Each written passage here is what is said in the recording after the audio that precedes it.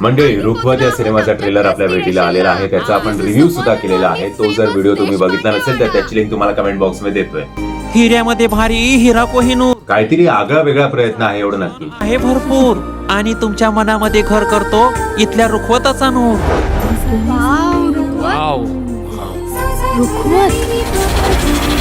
कल्पना पण चांगली आहे.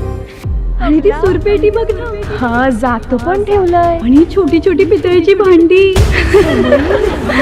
नाही मग तुला काय ऐकायला आलं? बांगड्यांचे आवाज आणि बायकांचे इथपासून हा ट्रेलर इंटरेस्टिंग झाला.